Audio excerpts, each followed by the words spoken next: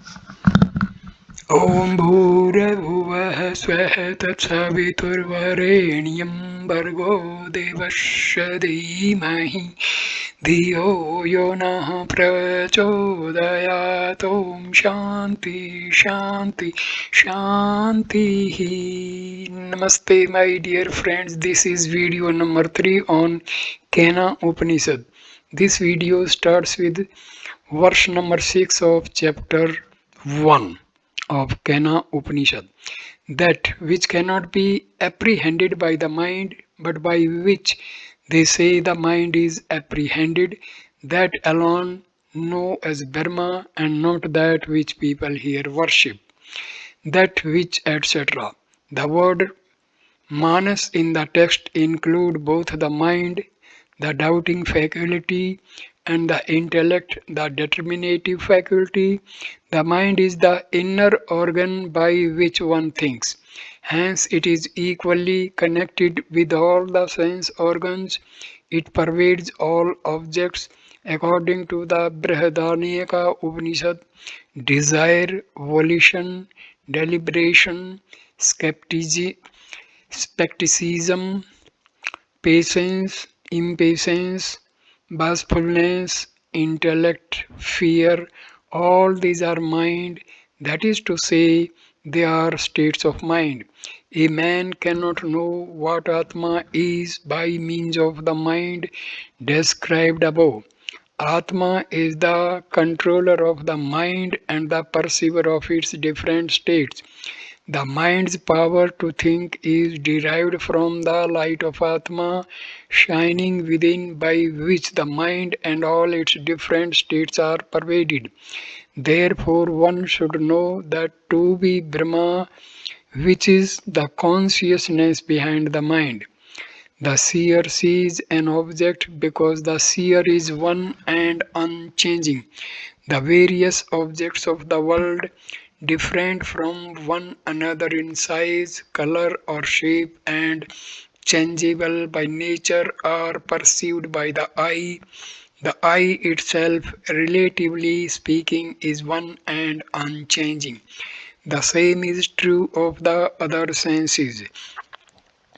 Again, the eye, with its changing characteristics of keenness, dullness, or blindness, is the object, and the mind is the subject, because the mind, relatively speaking, is a unity.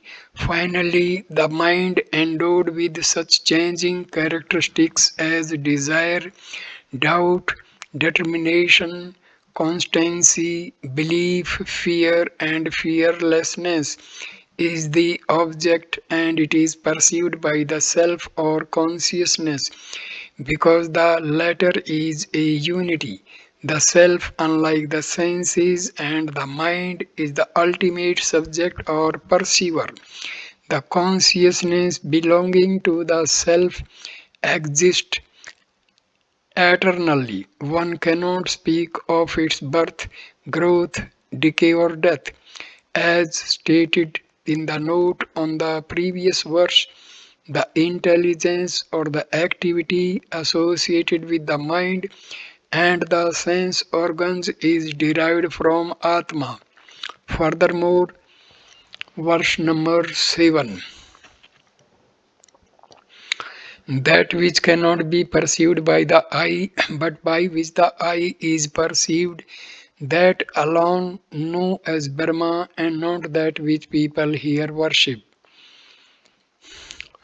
Perceived as an object by which, etc. It is by the light of Atma that one perceives the different conditions of the eye. Furthermore, verse number 8, that which cannot be heard by the ear, but by which the hearing is perceived, that alone know as Brahma, and not that which people here worship, by which, etc.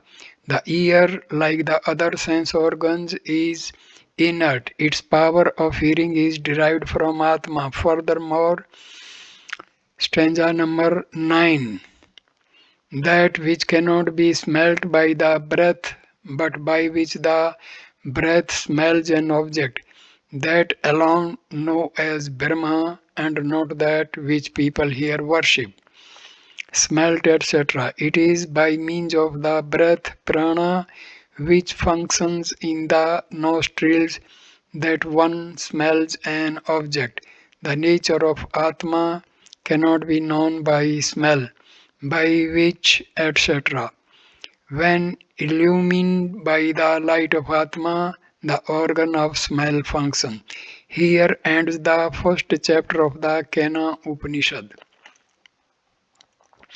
Chapter number 2.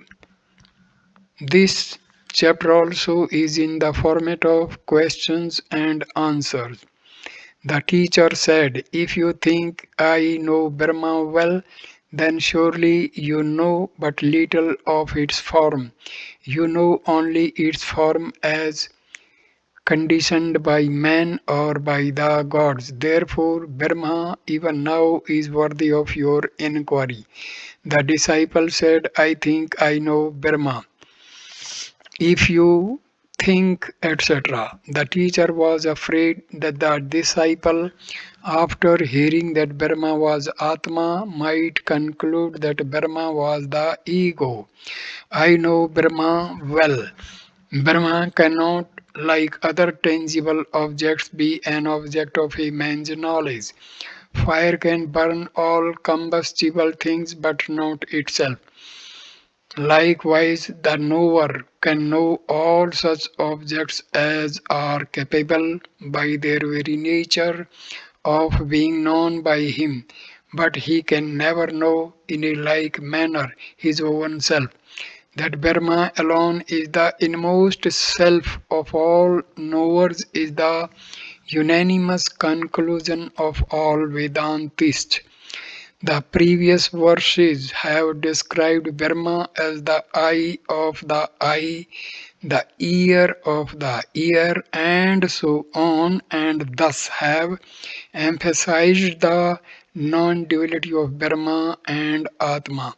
Furthermore, there is no other knower or perceiving consciousness by which Brahma can be known. Therefore, any false notion of the disciple to the effect that he has known Brahma well as an object should be dispelled. It is a common experience that a teaching extremely difficult to comprehend is understood only by the man whose mental barriers have been destroyed and not by others. It is also noticed that of several disciples receiving the same instruction from a common teacher, some understand his words properly, some twist them, some get a completely opposite meaning, and some do not understand at all. If it is so in the case of ordinary matters, it is all the more true in regard to Atma, which belongs to the realm of the supersensuous. The logicians have conflicting views regarding Atma. Some say that Atma is eternal and enjoys after death experiences.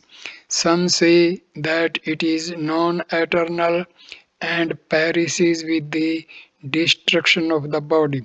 Therefore, the doubt with which the text begins is quite proper. But little, etc. Many indeed are the manifestations of Brahma in the relative world conditioned by names and forms. All objects from the higher deity to the blade of grass are so many forms of Brahma limited by upadhis which are created by Maya. Not one of them represents the true nature of Brahma. Brahma, according to the Vedas, is free of sound, touch, form, name, and other attributes. Its form as conditioned, etc.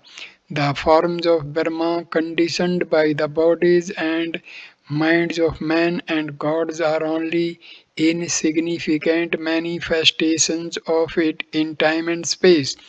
The gist of the passage is that Brahma, free from all limitations, is infinite, non-dual, sublime, and eternal, and therefore cannot be described as well known by anyone.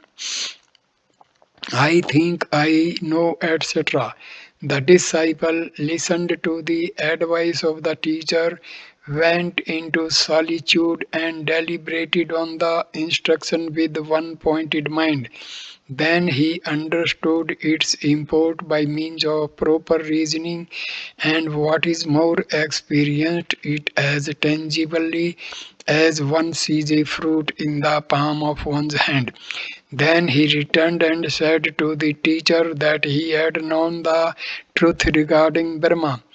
The disciple was not shaken by the words of the teacher, who wanted to test his conviction. He remembered what the teacher had said about Brahma, namely that it is distinct from the known and above the unknown. He reasoned about the statement and verified its truth by his own experience. Verse number 2 of chapter number 2 of Kena Upanishad. The disciple said, I do not think I know it well, nor do I think I do not know it. He among us who knows the meaning of neither do I not know, nor do I know, knows Brahma. It may appear that there is a contradiction in the disciple's statement. If a thing is unknown, then it cannot be said to be known. If, on the other hand, a thing is known, then certainly it cannot be said to be unknown. To describe a thing as both known and unknown is possible only for a person who is a victim of doubt or hallucination. Such a statement about Brahma is contradictory because the knowledge of Brahma removes all doubts, errors, and conflicts. Deeper reflection on these words will, however, remove the apparent contradiction. Brahma is devoid of attributes and actions. Therefore, it cannot be known as a pot or a jar or any other external object can be known. Hence, it is proper to say that one cannot know Brahma well. On the other hand, Brahma exists in all beings as their inmost self. No one can deny the self. Even a doubter or a negator of the self thinks only in the light of the self. Everyone is sure of his self but does not know its true nature, so it is not altogether unknown. Therefore, one cannot say that one does not know Brahma at all. That's why it was not proper for the disciple to say, neither do I not know, nor do I know.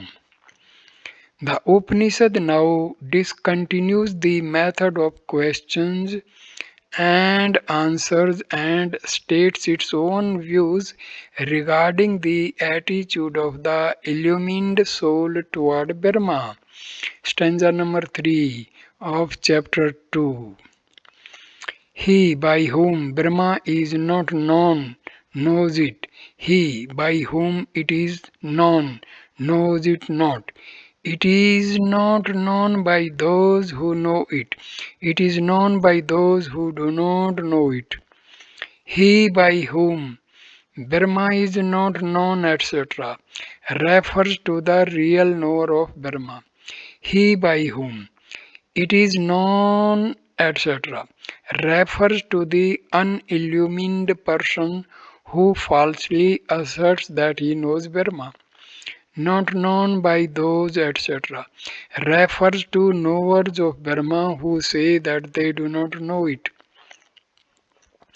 It is known by those, etc., refers to those whose knowledge of Brahma is imperfect and not to those who are totally ignorant. To the latter, the thought of the knowledge of Brahma does not even occur. The imperfect knower sees Atma as conditioned by such limiting adjuncts as the mind, the intellect, and the senses. He does not see Atma free from upadhis.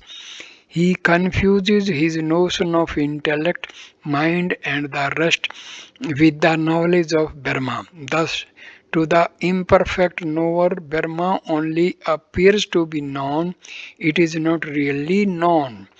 If a thing is endowed with a form or attributes, it can be expressed by words or comprehended by thought. But if it is devoid of these, all efforts of the mind and the sense organs to understand it are futile. Brahma is devoid of form, name, and qualities. Further, the mind itself is non luminous. Its apparent luminosity is derived from the light of Atma. Lastly, the power of mind is limited. The more it contemplates Brahma and realizes its true greatness and glories, the more it understands that it can never grasp its full nature. To the illumined soul, therefore, Brahma remains as it were unknown. But the unillumined person, unable to comprehend Brahma, regards one of its upadhis as Brahma and thus concludes that he has known Brahma. What he has known is in reality the mind, the buddhi, or some other upadhi of Brahma. If Brahma is not known at all, it may then be contended that an ordinary worldly person cannot be distinguished from an illumined one. This objection is denied. Verse number 4. Brahma is known when it is realized in every state of mind, for by such knowledge one attains immortality. By Atma one obtains strength, by knowledge immortality. Every state of mind. The word bodha in the text means mental experience, that by which all states of the mind are illumined and also perceived like objects is Atma, though itself pure intelligence and the witness. Atma shines through each and every experience of the mind. He who knows Atma as the illuminer and witness of all mental states knows it well indeed. Atma is free from birth and death, unconditioned and non-dual, though dwelling in all beings. Immortality. Immortality is the very nature of Atma. It is not something which Atma acquires from outside. If Atma is regarded as mortal, this is because it is identified through ignorance with such perishable objects as the body or the sense organs. Strength. That is to say, the power which enables one to attain immortality, the strength gained through wealth, health, mantras, magical words, medicine, austerities, or yoga, cannot overcome death because such strength is derived from causes which are themselves impermanent. The knowledge of Atma is strength itself. By knowledge, etc. The knowledge of Atma is itself immortality. Death results from ignorance. Knowledge destroys the veil of ignorance and reveals the deathless nature of Atma.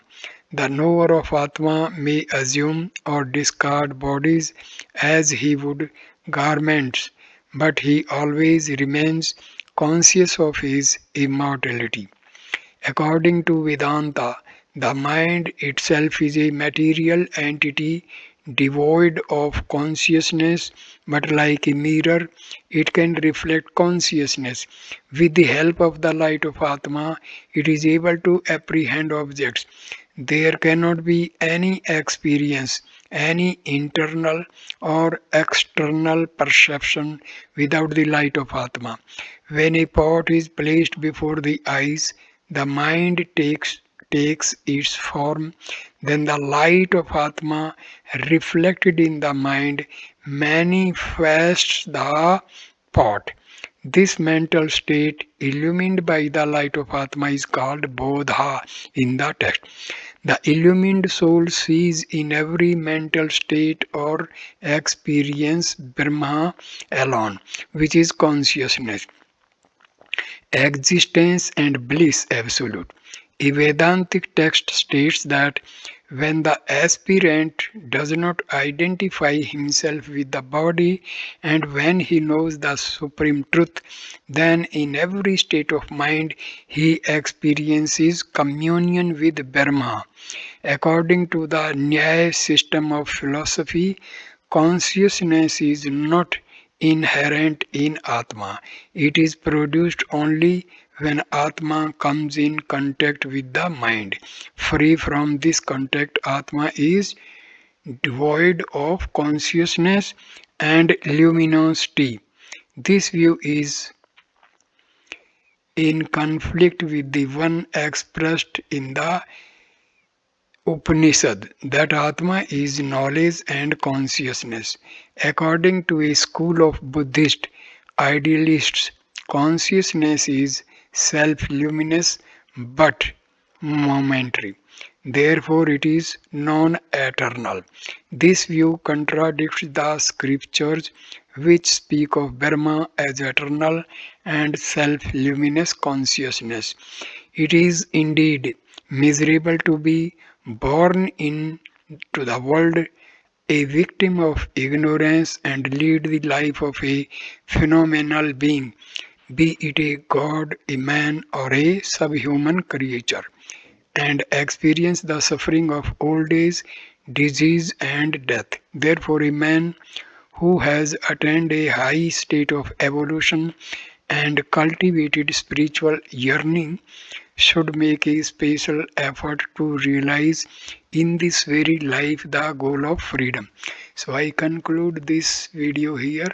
Next video number 4 will start with stanza number 4 or stanza number 5 of chapter 2 of Kena Upanishad. Thank you for watching this video. Please like, comment and share the video and subscribe the channel. Namaskar.